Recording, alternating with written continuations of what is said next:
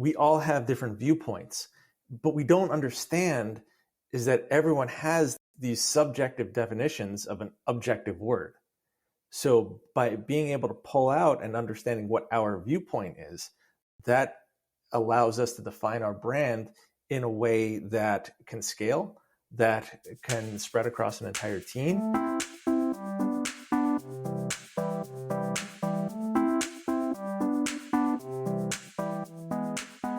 What if your brand voice wasn't just a vibe, but an actual system?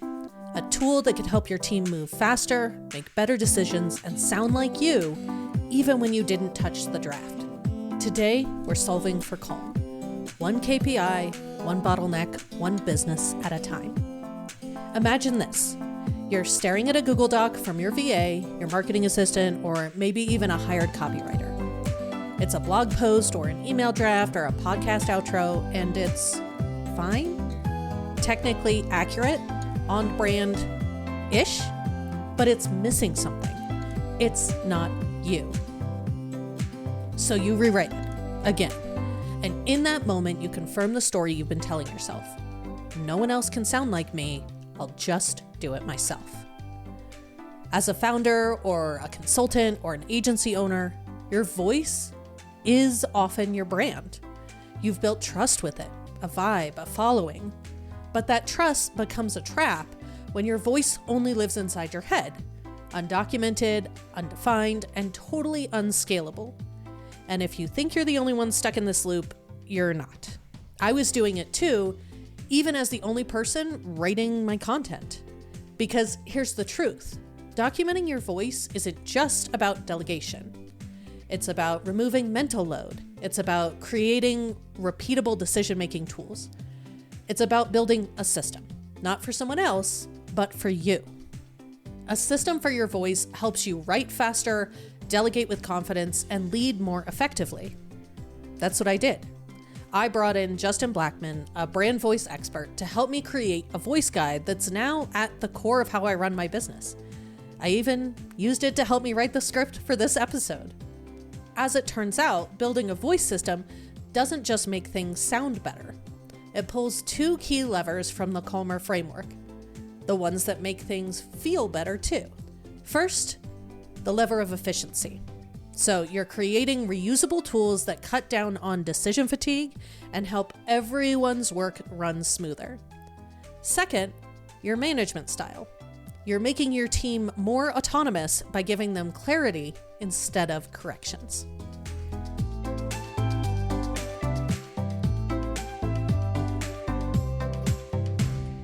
So here's the bottleneck. I was the only person who could write like me.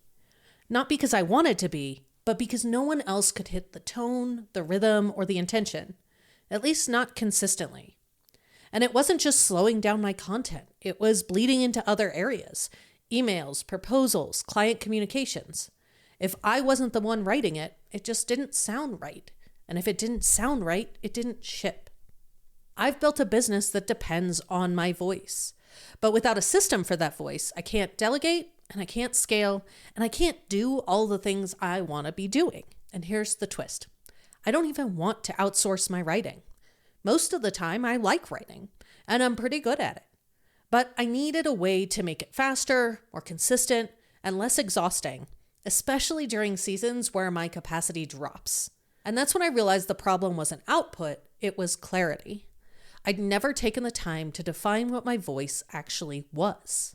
So even when I was the one writing, I was reinventing the wheel every time. And when I wasn't the one writing, everything just stalled. So I called Justin. He's someone I trust, not just because he's worked with big personal brands, but because he's a systems thinker like me, and he geeks out on the science of voice. And together, Justin and I built something I'd never really had before, a brand voice guide that captures the decisions that I'd been making intuitively and turned them into a tool I could reuse. We're going to take a quick break to hear from our sponsors, but when we come back, Justin and I get into the science of systematizing your voice and how we each use our own brand voice guides, even though we're still the ones writing our own content.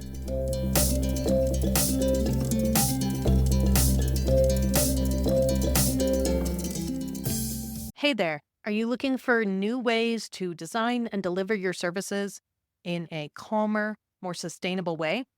I've got just the thing for you, the Calm Service Design and Delivery Inspiration Swipe File. It's a free resource that I've developed that's packed with 60 plus services from over 40 real world providers just like you.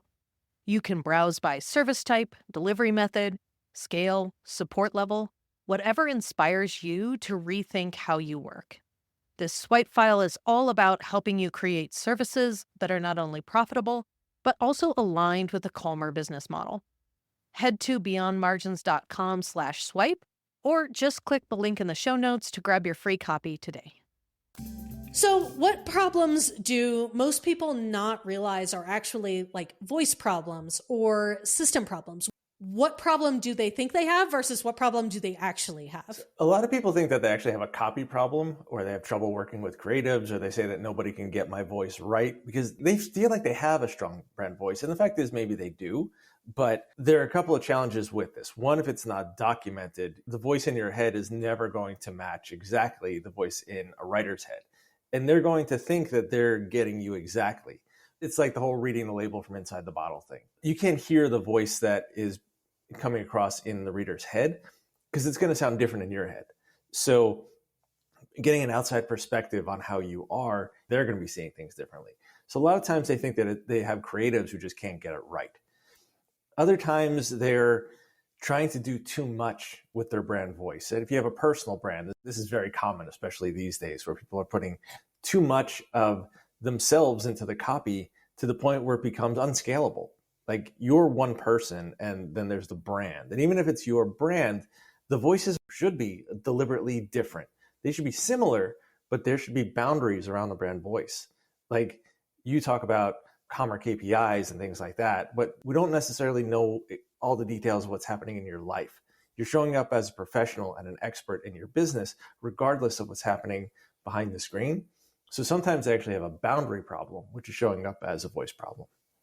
Interesting. When we were working together, one of the things that I thought was really interesting was when we were going through the process, one of the questions you asked was, is that a Susan thing or is that a brand thing?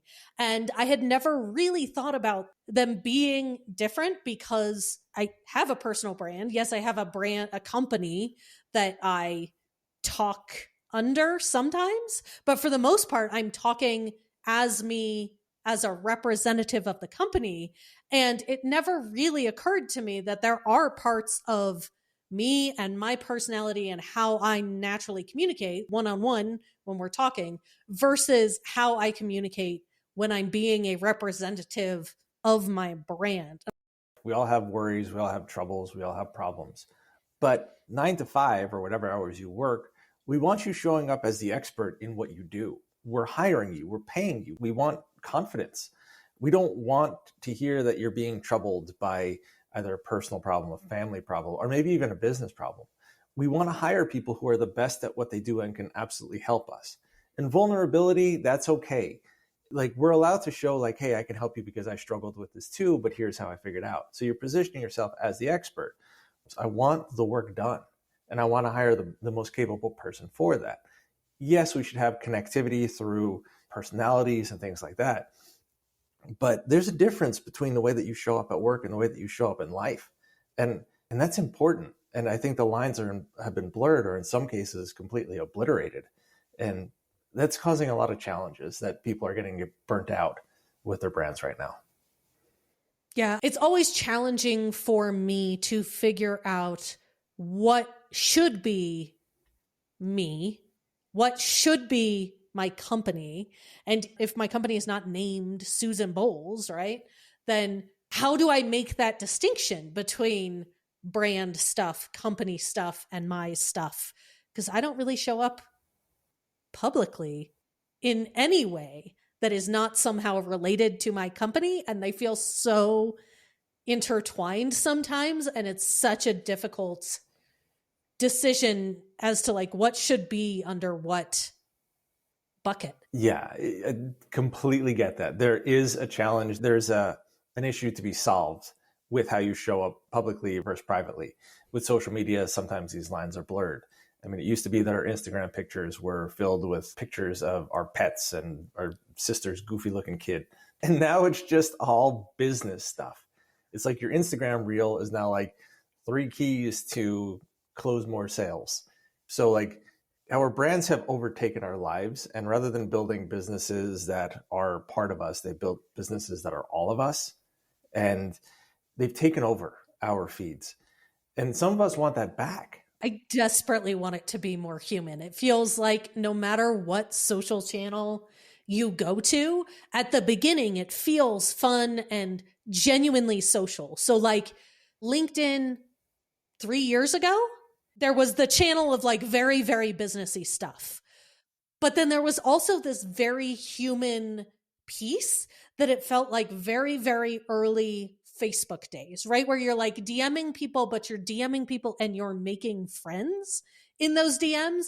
And then it got taken over by now we have to turn this into something that turns a profit and that makes money for the algorithm and the company that's, controlling the algorithm.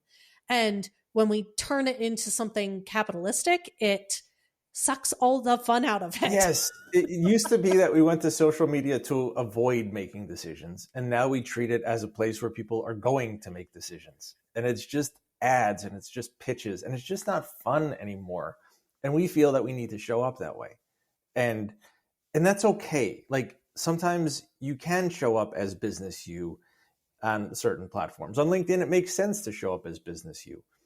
But Instagram, I mean, maybe you don't want that to show up as business you. Maybe you want that as old you, as personal you, I know people that treat Facebook and Instagram as a record of their lives. And that's great. Other people treat it as a record of their business, and that's okay too. But when they blur, it just becomes this challenge to the point where it's like, I don't know what to post anymore.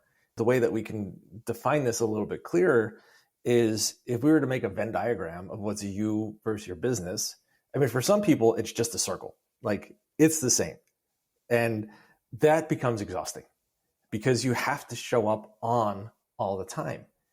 And when you have that split to figure out what's the business, what's you, and what's the overlap, it becomes much more manageable. You can turn it off. Your business can scale. If you're working with a team, they know what elements of you to replicate, to emulate, to embrace. They don't have to represent the way that you act at the dinner table. They have to represent the way that you act at the office. And that's going to be different. It's the brand value versus personal value. Those don't have to be identical. The purpose of your business is not the same as your purpose of your soul. And without that clear distinction, sometimes your employees or your teams, we really don't know what we're there to do.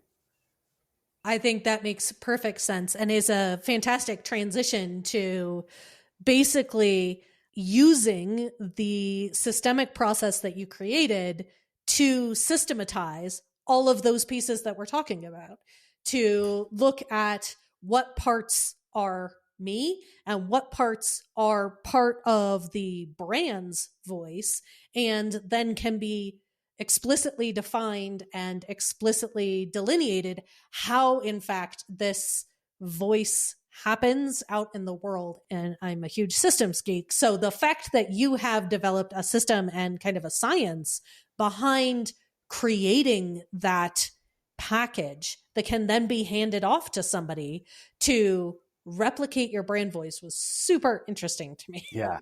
Like just the fact that it's for someone like me who came into being creative, what feels like very late in life.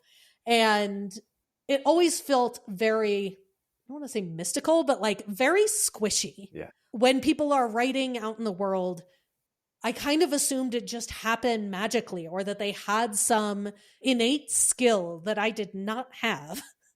And I think the idea that that can be quantified and it can be systematized is super interesting.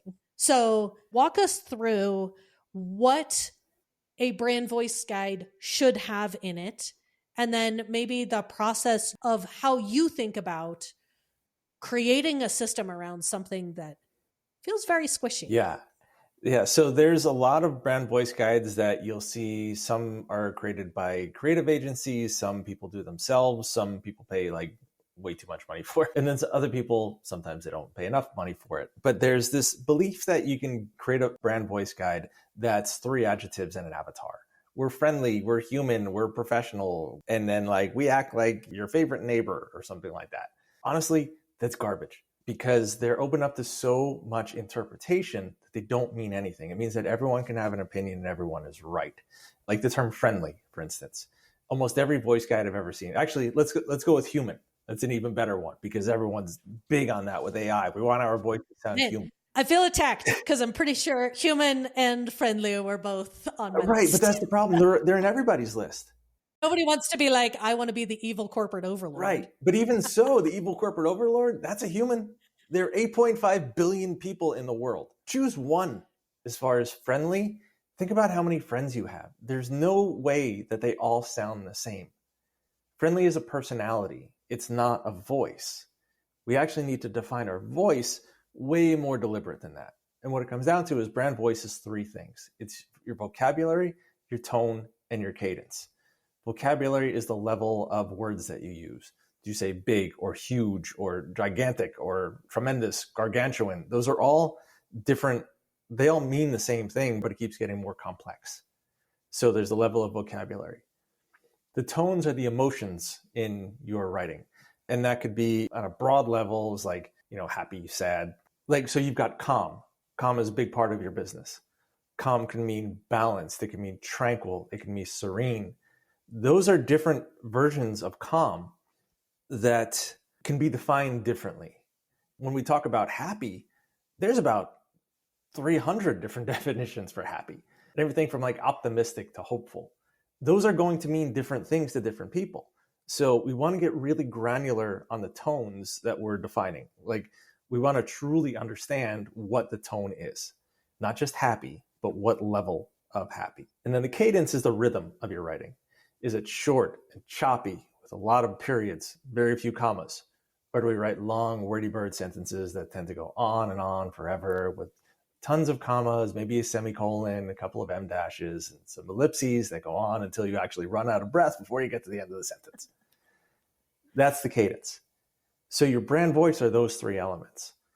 And then we want to define that super clear so anyone can emulate the style consistently.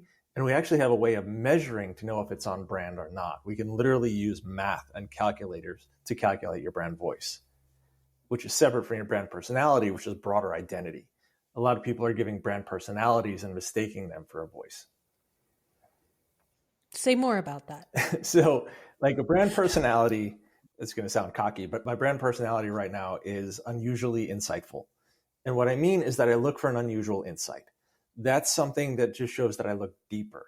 And it kind of shows you how I show up and the way that I'm thinking, but that's not how I talk. The way that I speak is deliberate. It's short, it's choppy. It's about making something complex more simple. And it's designed to be at a lower vocabulary level, a more objective point of view. I'm not using a lot of you and I as I speak. I'm talking about like the process rather than my process or your process. So it's an objective tone, and the vocabulary is pretty basic. I like to make it accessible. I want anyone to be able to understand it. So my voice is more of a simple, objective element, but my personality is more about unusually insightful. And the way that someone defined my voice, the way that I show up, is a very bright light that shines narrow. So basically like a laser. I'm a spotlight on a very specific thing. Those are some of the leading elements, but I keep it short, I keep it tight. I am curious, do you have a brand voice guide for yourself? Like, did you do this process for yourself and you have one? So I've tried to do it for myself, and it's really, really hard. Like the things that seem interesting to other people are everyday for me. So I don't realize that those are unique. I have a co-instructor in Brand Voice Academy. Her name's Jillian Hill.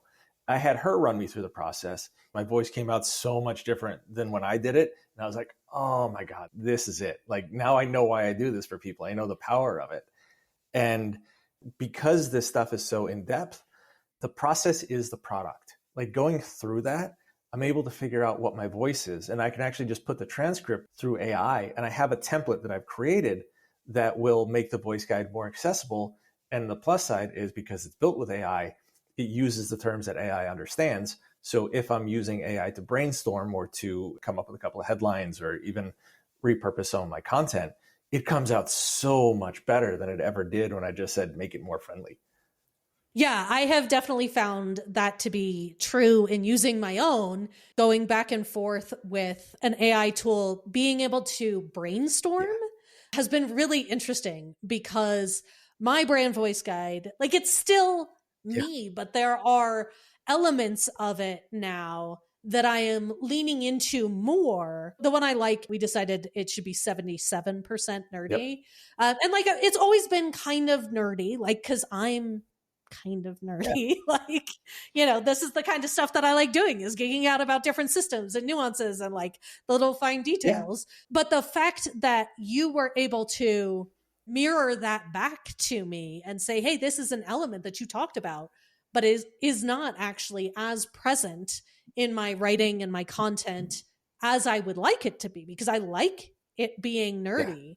And over the course of the last 4 years, that sort of faded away. Like it was there initially, and then I just kind of forgot about that piece. And it's one of those elements where now that it is very explicit, I can explicitly aim at that element because I want to lean into having nerdier content. I want it to be a little bit more sciencey. I want it to be a little bit more geeky. But I never would have headed in that direction, except that it came out of the process of trying to be very explicit about what are the different elements. One of the challenges for me, because I've been through a lot of messaging stuff. I've done a lot of like brand and personal voice work. It was never explicit enough. And I think that is true of most systems. Honestly, they don't work when we're not explicit enough. That is really one of the main benefits of having something like a voice guide. It's that it makes the quiet pieces louder. So that you can hand it off to a copywriter who you have chosen the 10 words that you very thoughtfully spent 20 minutes debating whether or not which word was the appropriate word. But we did. We went through the process, and there were a few words where we looked up the definition of the word and compared it to a similar word and which one had the right flavor. And I think being able to be very explicit about all the different flavors that make up your brand voice, or, in the case of other systems, all the different elements, that is the piece that gives clarity to be able to delegate this function, whether that's to AI, whether that's to a copywriter, whether that's to your visual designer even. The piece that I think we miss when we're trying to delegate is almost never are we explicit enough. And if we aren't direct and explicit enough about what we're communicating, that's where the message gets missed, I think. And that's what's so interesting is we all think that we have the right definition of what these words mean. And the fact is sometimes they mean multiple things. Like authoritative is a word that comes up a lot. Some people are like, absolutely, yes, I want to own my authority. Other people are like, absolutely not. I don't want authority to be part of my brand. I always respond either way with, that's interesting, tell me more. And sometimes they define authority as someone who can be trusted, which is great. Absolutely, we want that. Other times it can mean someone who is obeyed or in charge and can also be repressive. We all have different viewpoints, but we don't understand is that everyone has these subjective definitions of an objective word. So by being able to pull out and understanding what our viewpoint is, that allows us to define our brand in a way that can scale, that can spread across an entire team, and also maybe able to alter your views a little bit. I had one agency owner in particular who was against the word authority, and her team was on the call as we were doing this. And they're like, we understand that, but you have a team of experts. And because of your views of authority, it means that we actually have to hold back and we have to play small because of our leader's view on this. So we understood that she, separating her view, wanted to lead with accessibility, but the brand can lead with authority, meaning someone able to be trusted, someone as an expert, someone who was just confident in their role. So the brand became more authoritative than the founder, and it had its own voice that allowed the team to flourish. The way that I have experienced leadership and being inside agencies and those kinds of things, I think it is interesting, particularly as you get a bigger team. It's one thing if it's you and I, we pretty much do all of our content. We don't really have teams that are writing for us. But I think once you end up with a bigger team, it adds exponential issues to trying to have somebody else represent your brand, represent your voice. It's really interesting to have like the founder personality and the brand personality. They start to really diverge when you have a team writing as the brand versus the founder writing as the brand. Yeah. Sometimes when you have a founder-led brand, you get a team that tries to mimic the founder all the time. And basically they're trying to be stunt doubles. And they're trying to step in and like make the audience think that this is the star. Other times you get a brand that's influenced by them under their direction, but not them entirely. So what you're doing is you're building a supporting cast that's there to bolster the brand and make it come alive in a way that fits the scene, in a way that fits the theme of whatever it is that you're talking about. And it makes the entire brand stronger. It gives it a well-rounded cast, as opposed to just mirroring one person. And it could be done both ways, but sometimes a brand develops the owner's personality not intentionally. And sometimes a founder may leave, and then the brand kind of suffers a little bit, or it has an identity crisis. When you build a brand that's beyond just you, influenced by you, led by you, but not just you, even if it's a personal brand, it can scale, even if the founder exits. Yeah, I think that's a really interesting point because so often, like the conversation I'm having with other founders, with other business owners, is what happens when things have to transition, right? Like what happens if you lose a key team member? What happens if the founder leaves? What happens if I decide to sell this brand that I've built? How do I manage the risk of that? Because it can cause a lot of chaos. And I think you have a really interesting point that having a delineated, explicit brand is one of those things that allows you to build more inherent resilience in your company and in your brand, is by defining this thing, defining your voice explicitly, that can be passed on. That can become part of the IP of your brand that if we're talking about selling, you then have, look, here's a system. A lot of the times when I'm working with clients on the, how do I set my company up to sell it or to transition it to whatever the exit plan ends up being, the thing that we're talking about is systems. Like that is what makes a company marketable, is that they have repeatable, documented systems that somebody else can come in and run. And I don't think we normally think about our brand as part of that.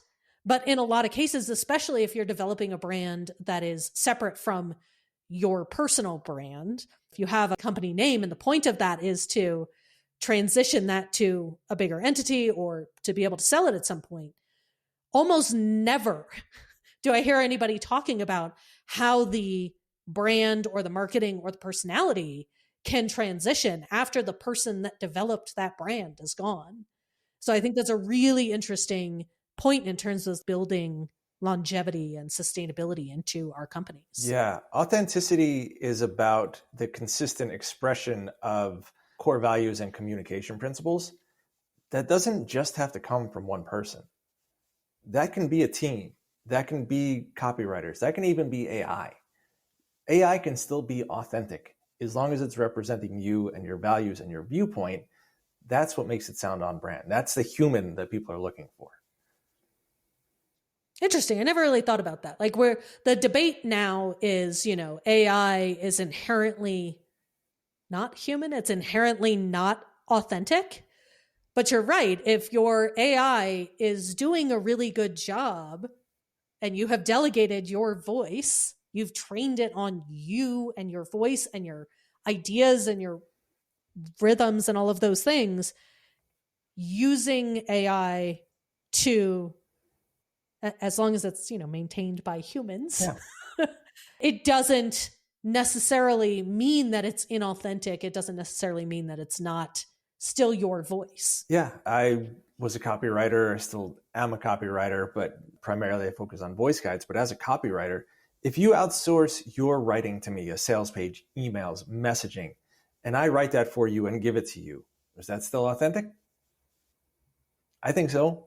Like a lot of the top like personal brands and even corporate brands, they all have copywriters. It's still authenticity. It doesn't just have to come from the founder. And now that it can come through AI, it can still be authentic. It can absolutely not be authentic. And that's the challenge when it doesn't understand your voice. That's a big, big problem. But that's something that I can actually help people solve by getting deeper and truly understanding what your voice and your views and your values are, documenting it, and giving that to AI. It can now represent your authentic voice. I've had AI write some stuff for me that is better than what I came up with. And it's still on brand. And sometimes I change a few pieces. Sometimes I don't. It can be authentic when it understands where you're coming from.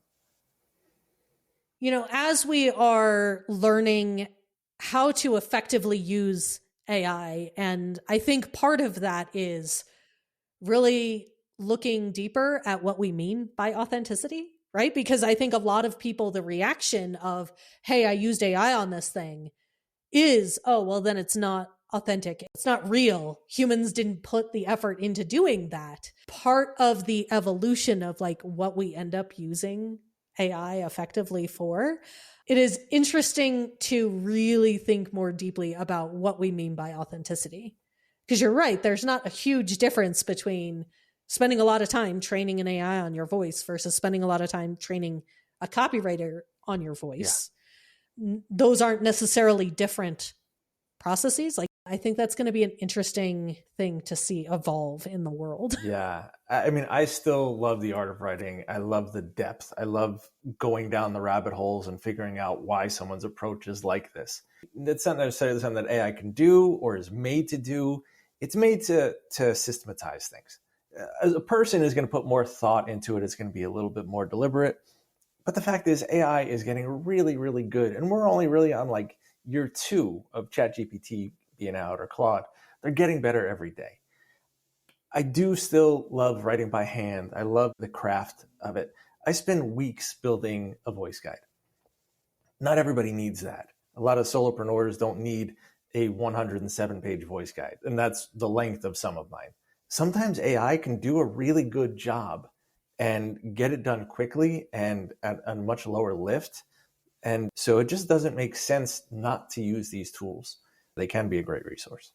Yeah. And I think what's interesting, as you were talking and you were saying, that AI is really good at things. AI is really good at being a mimic, right? So it can't write original content as a person. I think it's really good at me training an AI to replicate me. But I don't think that somebody from the outside could train an AI to be me. It's really good at systematizing and replicating what already exists, but it's not coming up with anything new. It's not. That's not to say that it won't one day, but like the vocabulary, tone, and cadence, things that I mentioned before, like the definition of brand voice, AI is getting better at that every day because it's using the math that I talked about. Like literally you can measure the vocabulary levels, you can identify the tones, you can measure the cadence.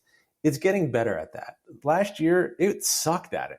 Copywriters were laughing it out of town. It can't sound like you. Now it kind of can.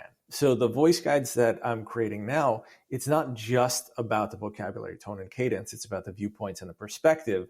And that's the thing that a generic brand guide just isn't going to get. Yeah, you're going to end up with human-friendly, trustworthy.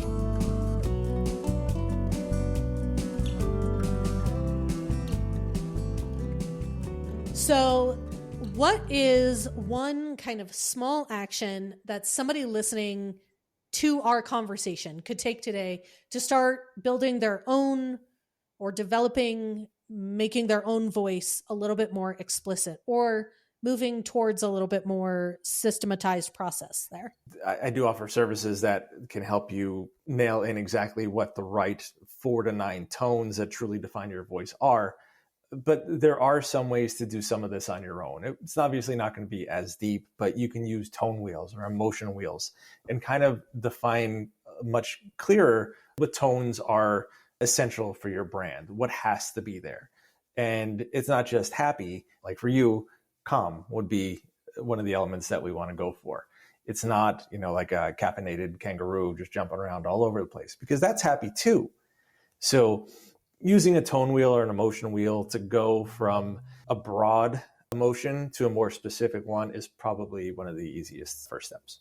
And is there anything you think we should talk about that we haven't touched on yet? So, if we're going to be talking about brand voice and AI, everyone right now is saying, I can tell it's AI because of the M-dash. I've been using the M-dash deliberately for years. And well, that's like the M-dash is there in AI because so many professional writers use it. Yeah, it's our they copied all the professional writers. It is our crutch. I had someone reach out to me saying, did you write this with AI because you use a short question in the middle of the statement and you use the M-dash 3 times? I was like, AI didn't touch this copy. This is 100% me. Now I have to defend myself? I don't like that.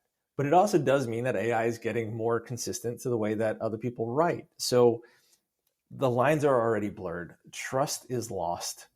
That doesn't mean that it's going to not come back. I think right now we're all looking at things with scrupulous eyes and we're hunting to discredit someone. I think as AI gets better at authenticity, because as we established, it doesn't just have to come from one person, it will be more accepted and it will be fine. And we'll be able to get our messages across tighter. We're going to be able to be authentic easier and sometimes freeing up by defining our brand voice and freeing up and being able to outsource this copy. It's great because it gives us more time to be the leader of our brands rather than its mechanic. We don't have to clean up after. We don't have to be its janitor. It gives us more time to be the visionary and do the stuff that a founder does.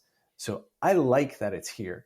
Yeah, there's a lot of it that I strongly dislike. I don't like that a lot of writers are getting put out of work and struggling and suffering right now. But I do think that for founders, it can be a great resource if you understand how to define your voice so it can sound like you to maintain authenticity. So let's zoom out for a second. What we just walked through wasn't just a story about a brand voice guide. It was a snapshot of what it looks like to build a calmer business by intentionally pulling 2 specific levers. The first lever is efficiency. So we created a reusable tool, one that reduces decision fatigue, shortens revision cycles, and frees up time, whether you're delegating or not. The second is management style. We replaced ad hoc guidance and rewrite cycles with a system that empowers your team to act with confidence without needing constant input from you. That's the essence of Calmer. Not just making your to-do list shorter, but changing how decisions get made so your business runs smoothly even when you step back. If you've ever rewritten your team's copy because it just didn't sound like you, or you delayed launching something because the voice felt off, I hope this episode gave you a new way to think about solving that. And if you're building tools like this in your own business, or you want your system, or you have a Calmer KPI and you'd like to be featured in a future episode, I'd love to hear from you. You can submit your system, your bottleneck, or your question at the link in the show notes. And of course, if this episode helped you see something differently, share it with a friend who is stuck in the I will just do this myself loop.